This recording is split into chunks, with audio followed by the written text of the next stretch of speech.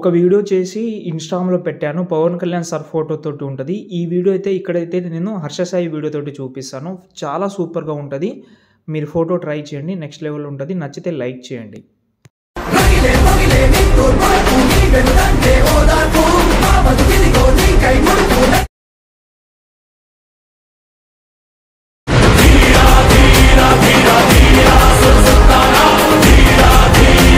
Friends video అయితే చూస్తున్నారు కదా! నా ఇన్నర్ ఫీలింగ్‌గా చెప్తున్నాను. ఒకసారి ఇన్‌స్టాగ్రామ్‌లో అయినా, టెలిగ్రామ్‌లో చూడండి.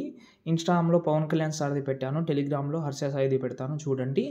ఓకే. మీరు ఎవరైనా ఫోటో పెట్టుకోవచ్చు. మీ ఫేవరెట్ రాజకీయ నాయకుల ఫోటో కూడా పెట్టుకోవచ్చు. రేపు ఎలక్షన్ రిజల్ట్ కూడా ఉంది కాబట్టి గెలిచిన వాళ్ళు యూజ్ చేసుకోవచ్చు. చాలా యూజ్ అవుతుంది. మెయిన్ నాకు వాళ్ళు గెలవాలి ఇలా అలా ఏం లేదు. మీరు అంటే సబ్స్క్రైబర్ కానీ, ఫాలోవర్స్ కానీ చేసుకోండి. ఓకేనా? దాని గురించి వదిలేద్దాం ఇప్పుడు.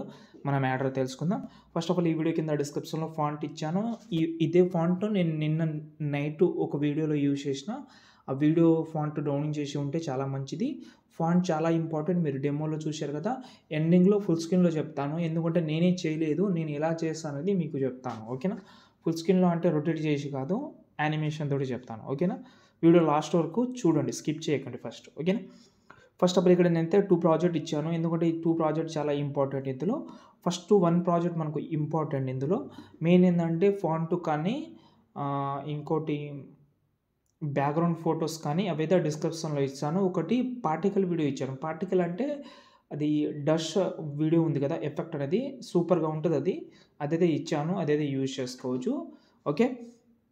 ఇప్పుడు ఇక్కడ హర్ష సాయి ఫోటో అయితే ఉంది. ఈ ఫోటో ప్లేస్‌లో మీ ఫోటో పెట్టుకోవచ్చు. నేను వేరే ఫోటోనే పెట్టి చూపిస్తాను.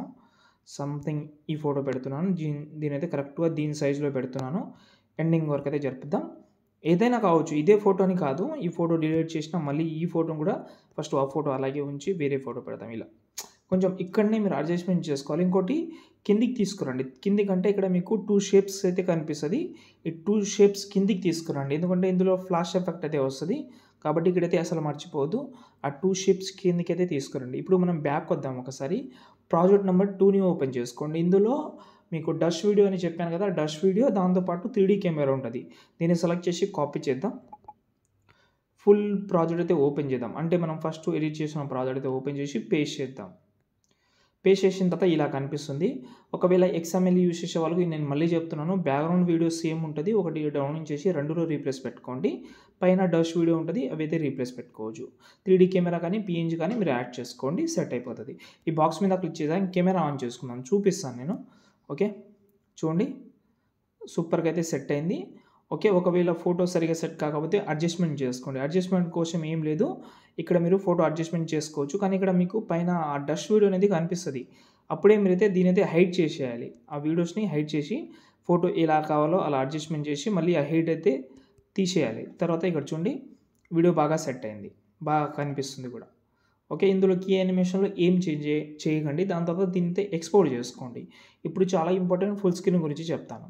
ఎక్స్‌పోర్ట్ అయితే చేసేయండి. చేసిన తర్వాత ఇక్కడ మనం 9:16 రేషియో తీసుకుందాం. మీరు బ్యాక్‌గ్రౌండ్ బ్లాక్ కలర్ పెడదామంటే బ్లాక్ కలర్ పెట్టుకోవచ్చు. కింద ప్లస్ ఐకాన్ ఎక్స్‌పోర్ట్ చేసిన వీడియో ఒకటి ఉంది. అది యాడ్ చేస్తాను. ఈ వీడియో ఉంది. ఎఫెక్ట్ ఆప్షన్‌లోకి వెళ్ళి యాడ్ ఎఫెక్ట్‌లోకి వెళ్ళి ఫస్ట్ టైల్స్ ఎఫెక్ట్ యూజ్ చేద్దాం. దీని మిర్రర్ అయితే ఒక 15 పెట్టుకుందాం. ఓకే. దాని తర్వాత 3 డాట్స్ మీద క్లిక్ చేసి ఫిల్ కంపోజిషన్ ఏరియా. ఇప్పుడు మీరు సాంగ్ వినండి. యానిమేషన్ చేసుకోండి. ఇప్పుడు ఫస్ట్ లిరికల్ అయితే ఇక్కడ వస్తుంది మనకు. ఈ లిరికల్ దగ్గర పెట్టేసిన నేను. వింటాను ఒక నిమిషం. ఓకే. ఇక్కడ లిరిక్స్ పోతుంది. అప్పుడు ఒక కీ ఫ్రేమ్ అక్కడనే పెడదాం.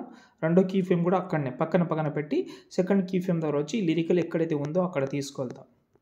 ఈ సైడ్ ఉంది అది రైట్ సైడ్. ఒక నిమిషం ఎక్కడుందంటే